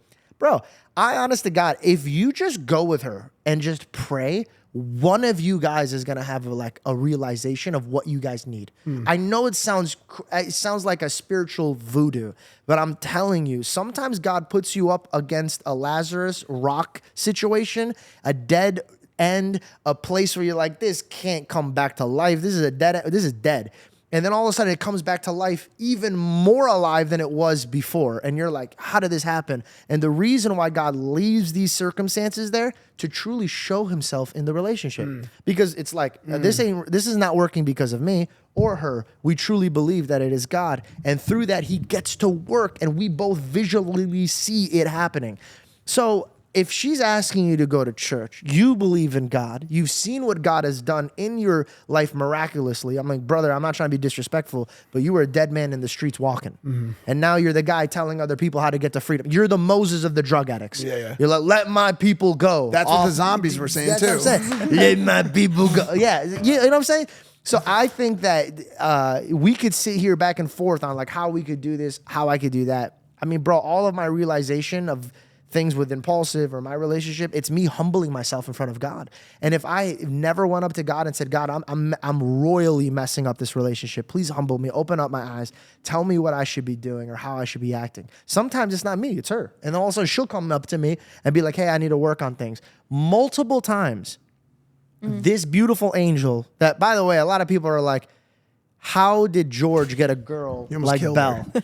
And see, look, I just messed up right now. How did George get a girl like Belle? I say a joke. I said, God, I want people, when they see me, to believe in you.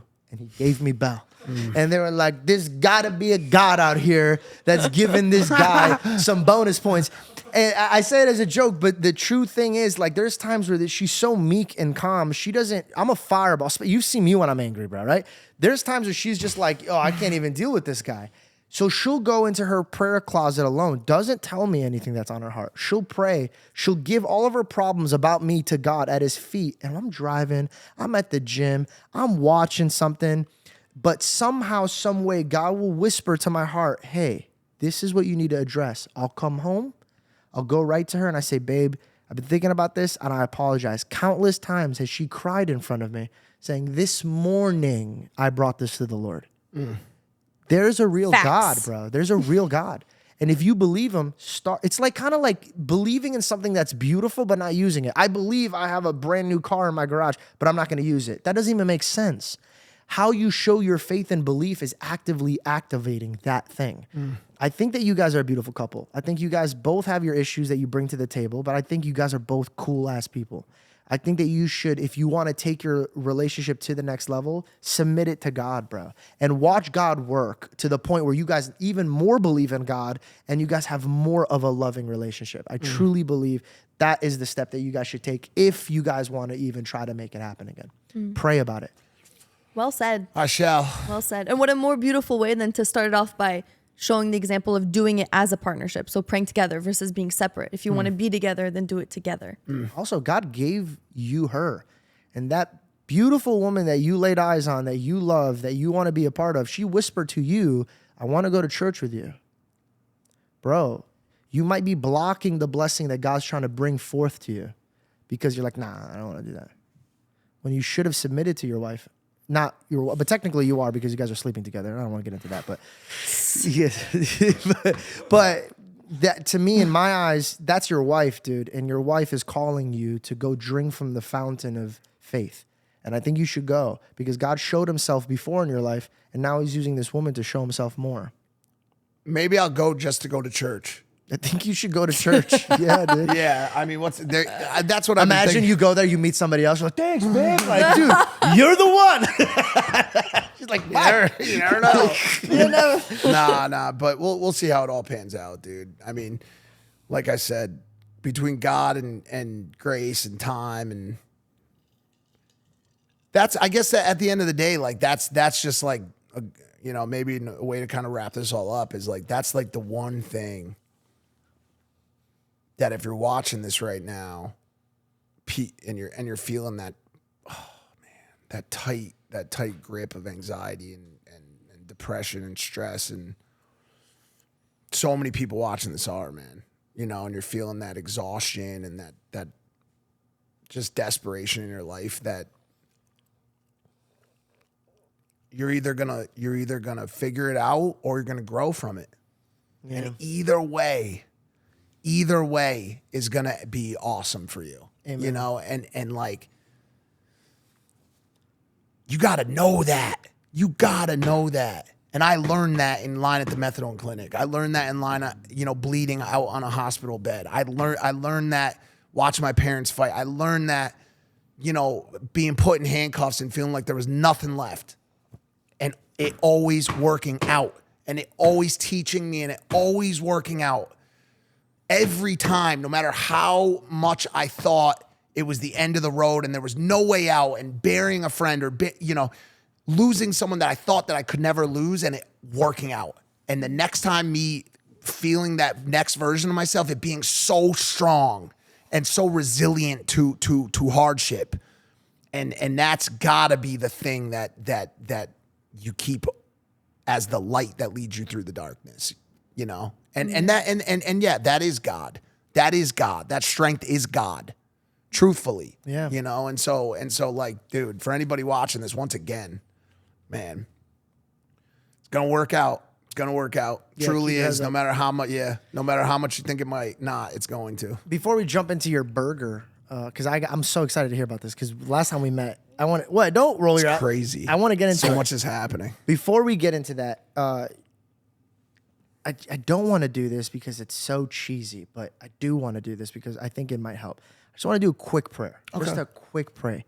But I don't want to, can we not make it like super, like, churchy? Love focused? No. Okay. Just, no. yeah. Like, I'm going to do it not just for you. Let me, I just like, whenever I talk about that stuff, I'm always just like, even, I hate to say it, but like, even as much as we talked about it today, I'm always just like, dude, this is such a, the good thing about when you do it on a podcast and in the vein of macro picture, people are going to take a lot out of this. Yeah. But it's like, I call my friends all day and like talk to them, and I'm just like, why am I doing this, dude? Like, they're just like, okay, cool. Like, are you going to meet me for a soda, or like, what do we do? You know what I'm saying? Like, what now? Like you've just taught. Okay, go ahead. Sorry. No, it's okay.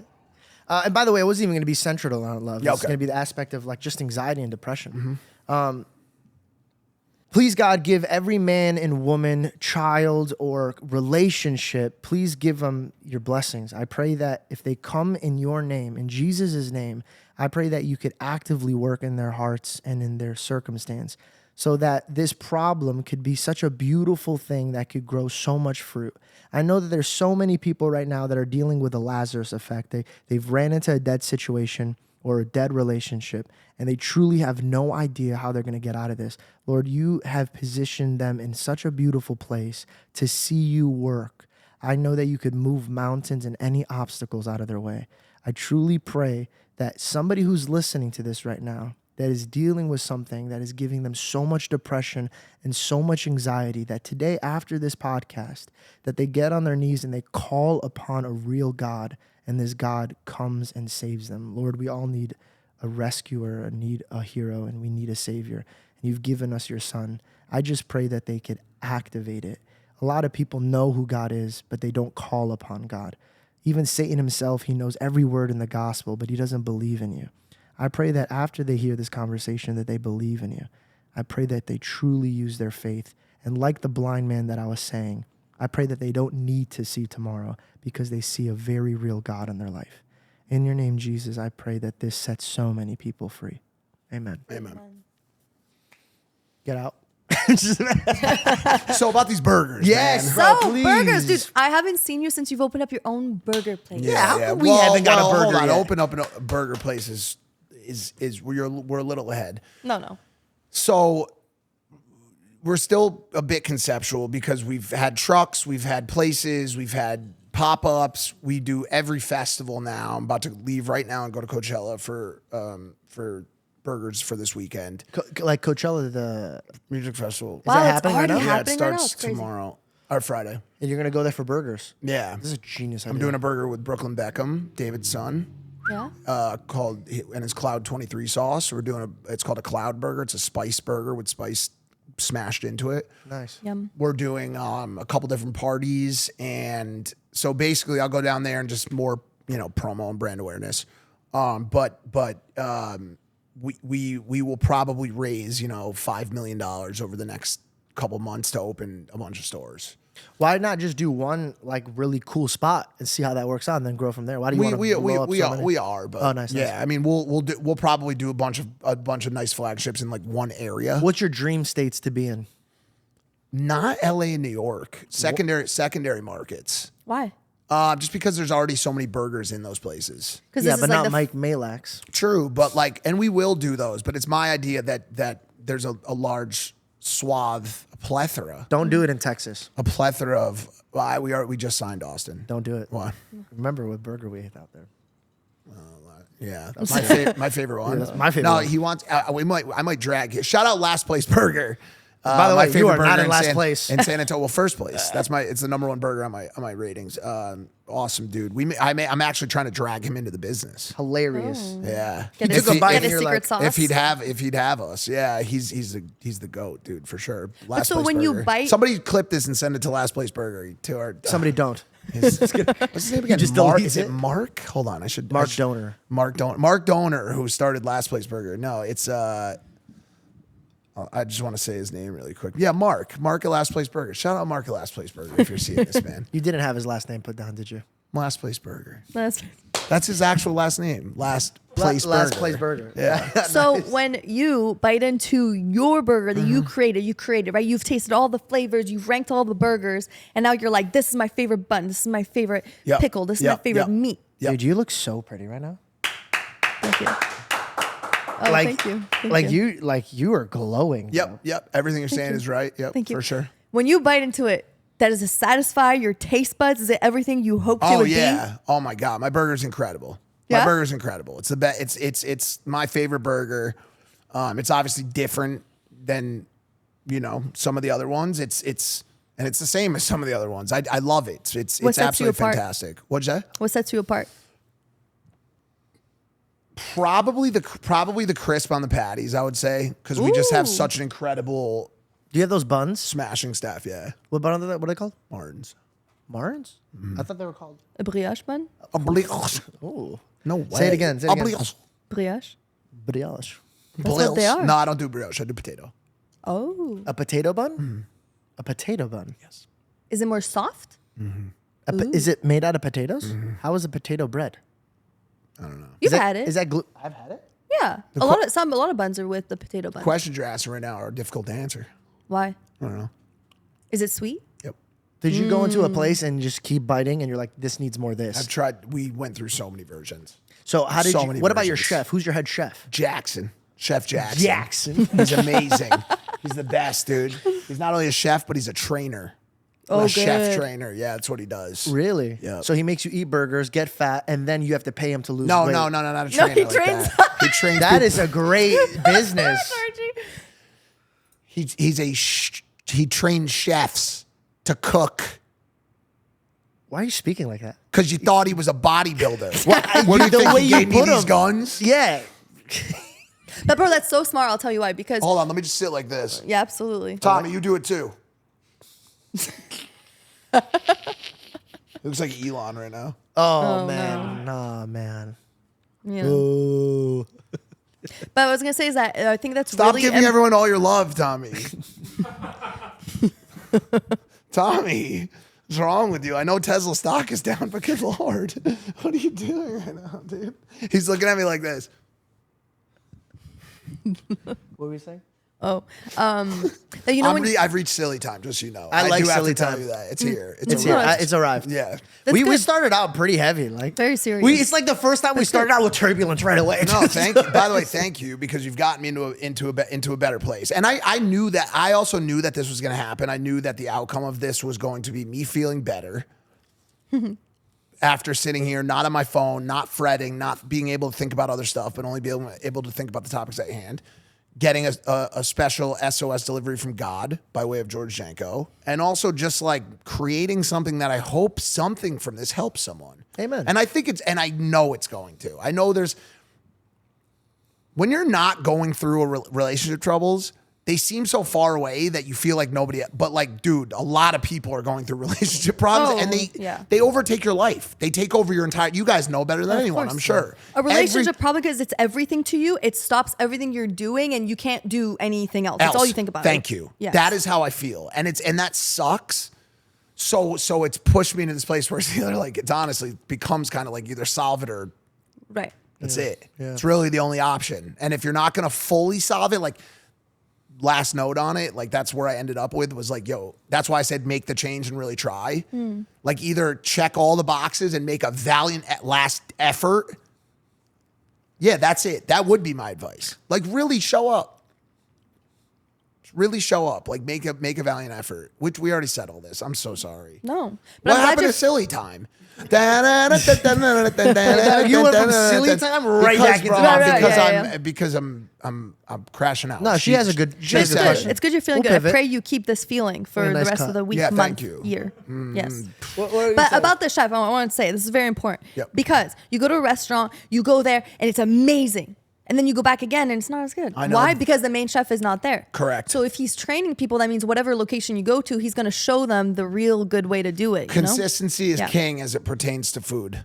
Yes. Consistency is king. If you're not being consistent with your product, you're losing. We've seen so many companies fail because of that, and we're trying to figure out potentially even like an AI solution to it, a video solution to it. How can I have that chef watching every burger that comes off the grill in every single location that we I have? will let you know in a month because I'm sitting down with the CEO and creator of In-N-Out. Ooh. So I'll let you know. How the freak Don't worry about it. did you get that in? By the way, bro, I'm not here trying to flex. I really don't mean to do this, but I keep drooling at the guest list that I have for the next about 6 months. Hey, number one is the In-N-Out guy. And guess what? It's a girl. The In-N-Out girl. And guess what? We got beef now Yeah. Who? because they got beef. Burgers. Yeah. You did. Wagyu And I got beef. beef burgers. No, it's not Wagyu. Yours is not Wagyu? No, In-N-Out's not. In-N-Out's not. In-N-Out's a very special story. I can't wait for her to share it with you. It is I cannot. Yeah, wait. just by way of their distribution and how they limit their businesses to places that are able to be reached by their warehouses with fresh ingredients. So they're extremely fresh, never frozen, which is very rare. Everything's fresh. The potatoes are diced and turned into fries before your very eyes. It's the best burger joint. I feel really sharp right now, strangely for the level of mental anguish that I've been under. I don't know why. It's almost like it's sharpening me. Are you talking about the problems you're going through? Yeah, just the storm. The Yeah, storm. pain. I just said this to Belle. Yeah. Anytime your backups, it's like fight or flight. You have Yeah. to activate and Yeah. nah, it's the best. Also, it's like, dude, like we work better with our backup against the wall. Yeah. So it's kind of like, God, why is this storm here? And then we're like, no, I understand. You know what I mean? Like you just gotta figure it out. Stop going out of silly time. No, but it's true. Like when you're rushing, like I do best when like I have a million tasks. What and I'm about like, when you're- I'm late and I'm rushing and I get the most done. That's if I only when have you're one rushing. task, yeah. That's when you're rushing. But what about when you're rushing? Yeah, that's true. You do look Russian. Well, when I'm rushing, I... Oh my God! Does your Russian have a stroke? What was that? Don't talk about Vlad. I don't know why I can't do it right now. Okay, and Why can't I do Russian? Oh, there we go. Oh, there you go, Yes. yeah. Why do I have so much problem with Russian right there? Russian is they don't give too much shit. In Moscow, my family owned a shop. That's Is he French? It changed. It changed. Is that in the bun brioche. Yeah. Speak in like a French accent. Oh, Boy, that's can what you it's gonna be. can you speak in French but make it Russian? Because that's interesting. that's Like we actually kinda speak crazy. English, but give it an accent. Can you do a Russian accent on French? I can't do a Russian accent on French, but I could do like, because in France, there's different accents. Like people who are from the south, like Bordeaux, have a certain accent. People who are from the north have a different accent. Parisians have different accents. You know what I mean? Give us 2 different accents. That is both French. No, please don't do this to me. It's unfortunate, but it's gonna have to happen. You're gonna have to do it. This is silly time. We'll sit here. I until it's can't done. do. I'm not saying that I can do the accent in Well, French. just try Either the best that you or can. come up with a trivia question. One of the two. Yeah, you like gotta there's a figure it out. Quebec accent. Where are you going? Okay, I'll show you the 2 differences, Now right? we're in Okay, go, Canada. go, go. For example, okay, this is a Parisian accent. I'll say, right? Oh wait, do we like Parisians or no? Yeah. Okay, gotcha. Okay. Which ones are the one next to the Eiffel Tower? The Parisians. I don't like them. They're Okay. mean. Well, you don't like me then. Okay. So Not anymore. okay, like a Parisian accent, I'd say what can I say? C'est vraiment une belle journée. Okay? So it's a really nice day, right? C'est vraiment une belle journée. That's like a Parisian accent. But then the Quebec French, right? They'll be like I don't want to be mean. They'll be like c'est vraiment une belle journée. I can't Ooh, do they're that. a little stuck Wait, up. was that XQC? Like Quebec, they'll be like, it's more like this. They'll be like,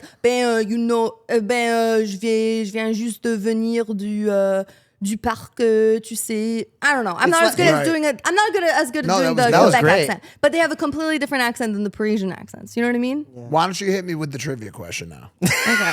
No, I don't mean it like that. Feel free to It cut was- this out. No. It was good. The only reason I say that is because I love trivia. I'm sorry. I didn't mean it What's like a that. good trivia question? Could be anything. I'm really good at riddles. Can we do riddles? Do you have a riddle? Give me a riddle. What's black and white and red all over? A newspaper? Yeah. That's the only riddle I... Ask me a trivia I got a question. riddle for you. Okay. What's the capital of... You lost me. What's the... Doesn't matter where it is. What's the capital of Connecticut? The capital of Connecticut. Crackdown? Name one extinct animal. Dinosaurs? Animal. That's an animal. That's an animal. No. Direwolf is Direwolf back. made a comeback. In the next episode of Is the Direwolf. capital in Connecticut, New York? Is that stupid? Everybody who's like listening, they're like, where did this podcast go? Wait, what'd you say? You know what? I don't care. It's fine. I don't know my continents because George, Yes. what Belle just says. What did she say? I was No, out. Michael. I was out. Michael, please. I was out. What'd she say? I was out. I was checked out. I don't know where I was. I don't. What did you What say? would you want me to do in this situation? What did she say? tell me what the answer What did you is. say? Okay, the capital of Connecticut is Hartfelt. What did she say? I need her to give me permission to say it. I give you permission. She said, "Is the capital?" She said, "Is the capital of Connecticut New York?" Don't even give me that face because you know you thought that too. Babe, No? that's the state. Okay, I don't know my State law- continents.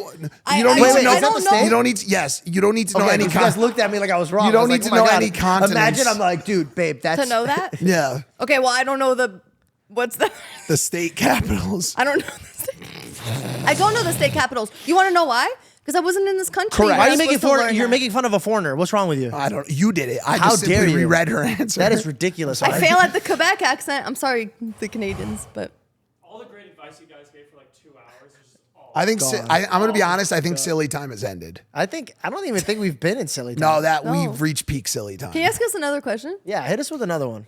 Wait, could you ask us a riddle? Ask ChatGPT. Okay. Sorry, First one to win this wins. I really love. Have you been using ChatGPT? She Yeah, a talks little to bit. her like it's a person. She goes, She's amazing. Yeah, that's Like it's your friend. That's Yeah. it's not healthy. She knows everything about me.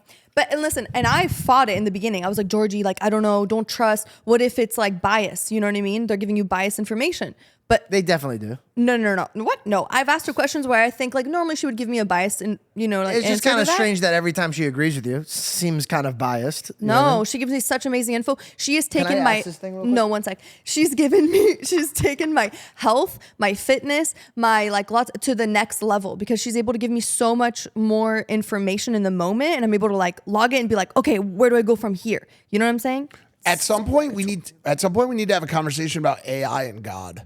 Nice. Have you had that conversation with anyone yet? Let's not open up that door. I talked to No, we're not today. ChatGPT 'Cause about I have to God. go. I'm gonna go eat. Hey, something. buddy, give us a riddle. All right, here's a classic. What has keys but can't open locks? A piano? Nice. Nice. Is it a piano? You got it. A piano has keys, but it can't open locks. Who Nice cares? I job. don't know the Maybe capital. the capital of Connecticut is New York. Give me another riddle. All right, try this one. The more you take, the more you leave behind. What am I?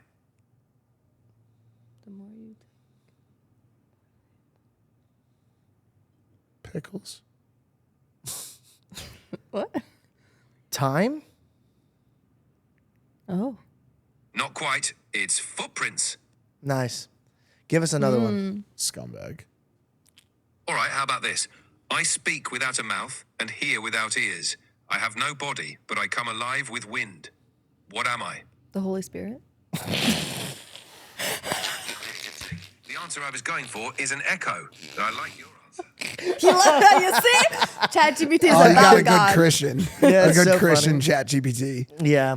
Oh, well, Mike, I think this episode was more than what I even wanted. This was beautiful. It was awesome. You, Got- you should come on more often. whenever you want. Call me. Why do you say that so depressed? Mid crash out, I'm coming, dude. Next time I won't make you wait a day. I appreciate that. You know what's so funny, dude? You never bail. You never bail. It's my thing. That's my mantra. I, for some reason, felt like you were, but not in a bad way. And then when you called me, that's why I was like, no, dude, like, you're good. Like, you're totally fine. And then, like a champ, this guy, I didn't even ask him to come the next day. He was the one that rallied and came. So, much respect, brother. Do you want to sign us off like how we used to do on Impulsive? Thank you guys so much